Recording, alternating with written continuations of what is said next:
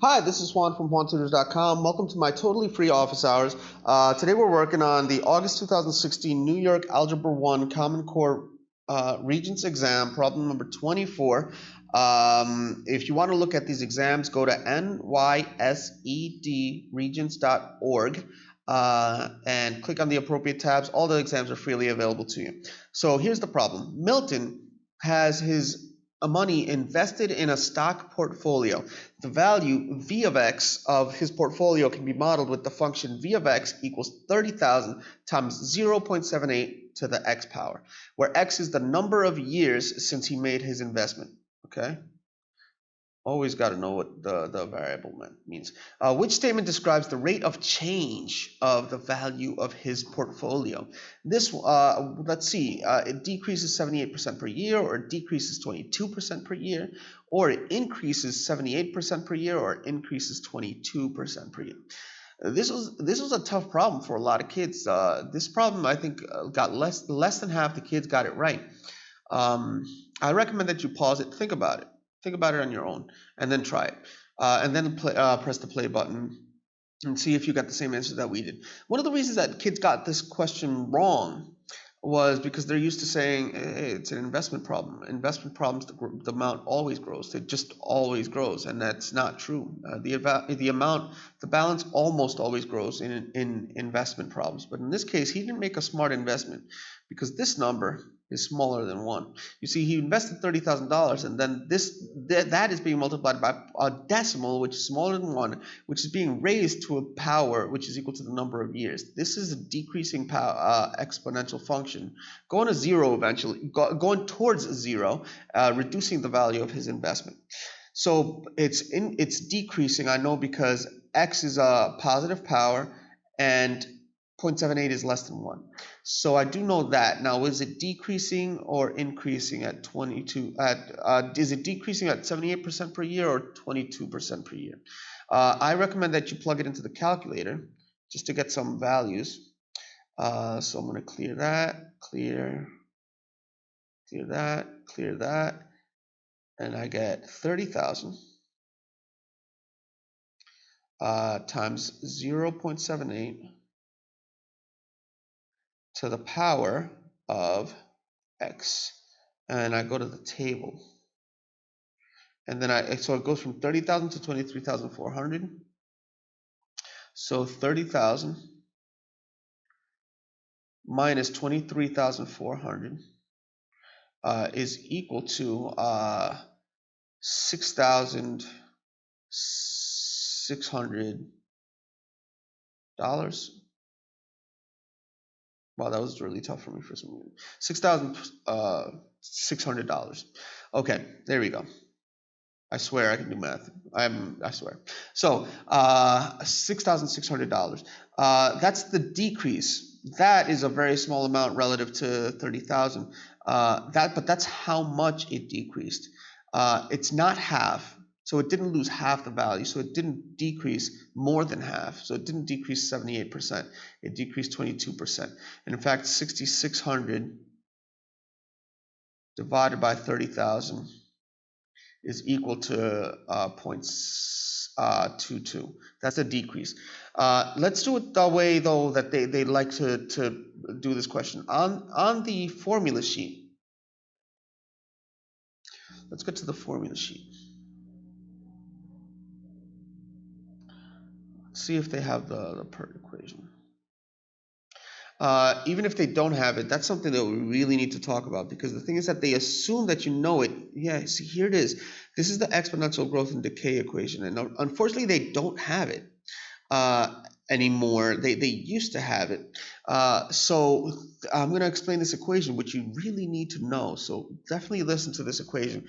There's an equation that says A equals P times 1 plus R over N to the power of NT. And you need to know this equation for Algebra 1 and Algebra 2, where A is the final value,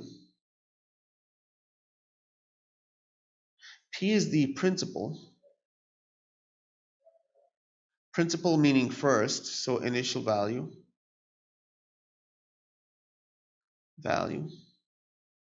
okay? R is equal to the interest rate as a decimal. N is the number of times compounded per year.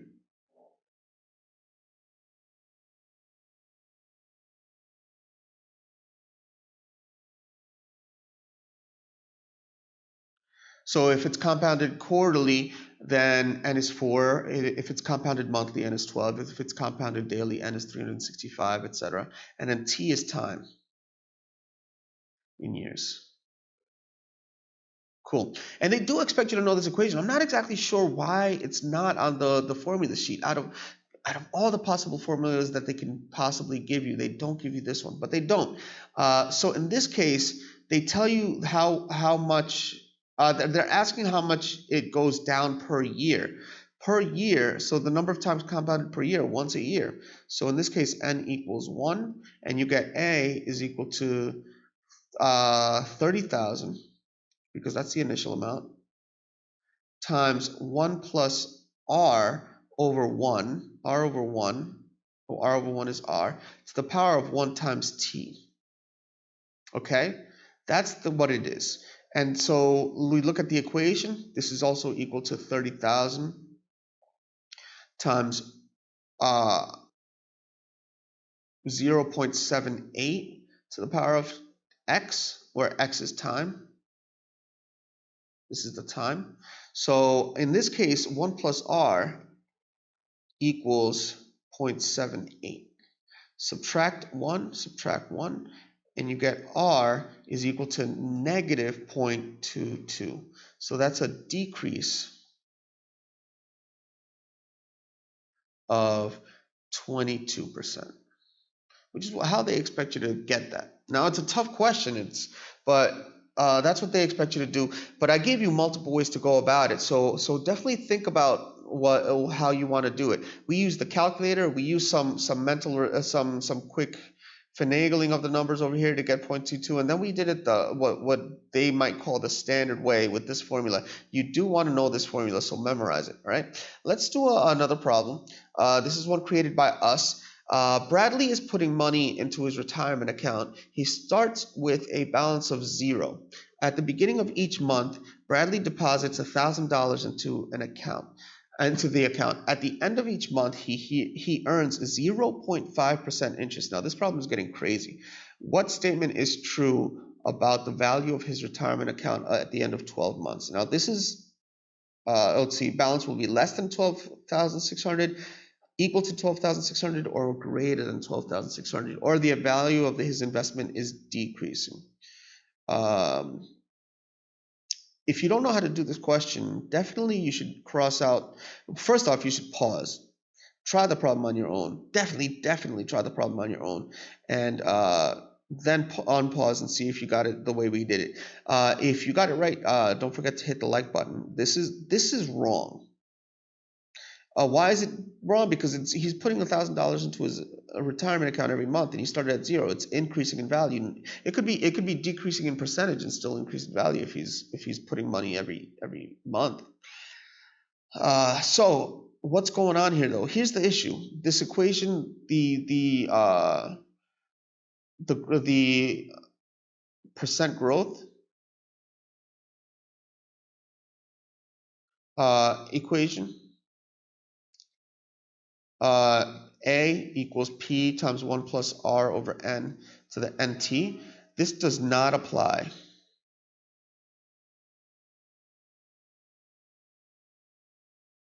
for the entire time.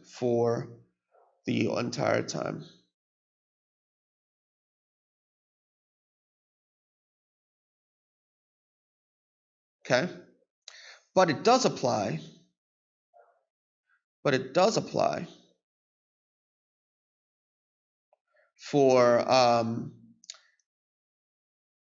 For each individual $1,000 investment.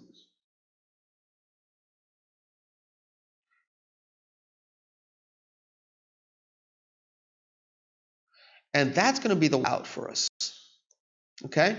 That's going to be the way out for us in this problem. And this problem is completely out of left field because there is an equation that describes this, but it's not part of the Algebra 1 curriculum, and it's a fairly complex equation. It can be derived, but it's, it's, like I said, it's fairly complex. And it would be another equation to memorize that you don't need for Algebra 1. But here's what we do know. The first $1,000, how much will that be worth after 12 months? The 1 plus, now it increased, here's 0.5% interest each month. That means R over N is 0.5%, which needs to be expressed as a decimal, is 0.005. Okay? And then N is equal to 12. Yes. So the first $1,000 is 1 plus 0.005, that's 0.5%, and to the power of 12 times 1 year is 12. That's worth $1,061. Now, you might be tempted to say, well, each $1,000 investment is that much money. So maybe multiply by 12 and see what you get. And, 1,740. That must mean that choice 1 is the right answer, or choice 3 is the correct answer. And it turns out that that's actually false thinking, because the second $1,000 is not in the bank for 12 months. So 1 plus 0.005. How long is it in there? It's for 11 months. And so the second $1,000, T is equal to 11 over 12, 11 months out of 12. So NT is equal to, sorry, let me just clarify this out. N is 12, and then T is 11 months out of 12, and this is equal to 11. So this is power 11, okay? And then investment is 1056 dollars, okay? And then if we multiply this by 12, we're still above 676. But here's the thing. So this is what we're doing. So this is what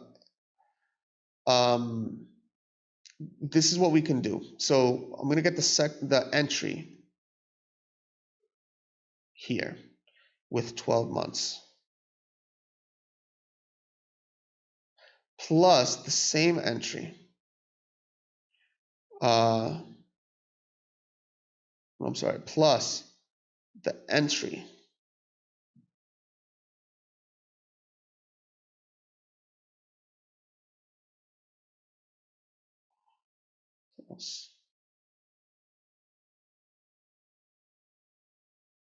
plus second answer.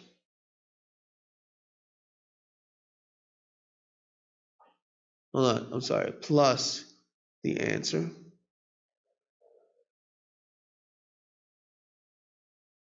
This one should be 11. Okay. And then I'm going to add to that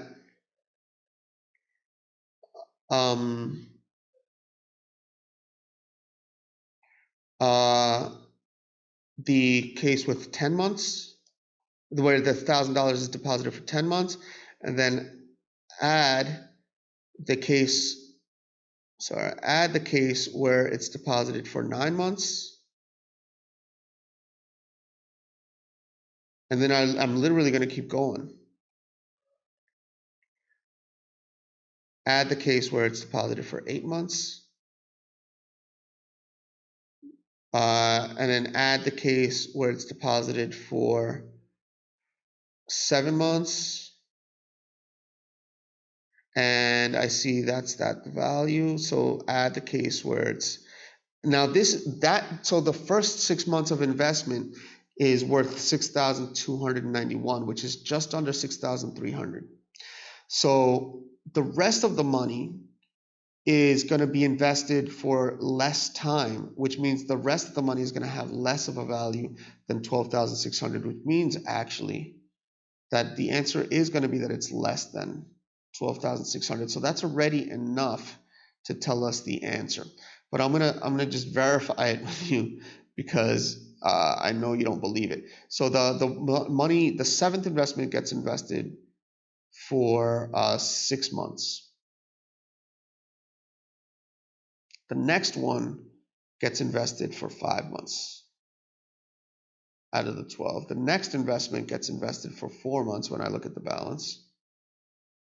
The next investment, I know this takes, you see I'm in a flow typing it in, and you might be thinking, well, it's hard to type all this in, but look, after a while you get used to typing it. The second to last investment gets invested for only 2 months. And then the last one only is invested for 1 month. And there we go. So that's pretty quick. And actually the last value is 12,397 and 24 cents. That's how much it's worth. It's less than 12,600. That is a crazy problem. It's completely out of left field. The only way they would actually ask this question is to push you to think outside of what you've learned in Algebra 1. And question 23 and 24 generally are constructed that way, to push your thinking beyond what you've learned in Algebra 1, to separate kids who have learned the Algebra 1 curriculum very well from kids who have learned beyond the Algebra 1 curriculum very well, to spread out the bell curve a little more, and to make a 98 really mean something, to make 100 really mean something, to make a 97 really mean something. So, look, it's a tough problem. Hope you got it, though. I hope I explained it well enough that you can really get it. This is it. Hopefully you understood what's going on. So yeah, if you did, click the like button, subscribe, let your friends know that we're here. Thanks for watching, and stay tuned for the next video starting right now.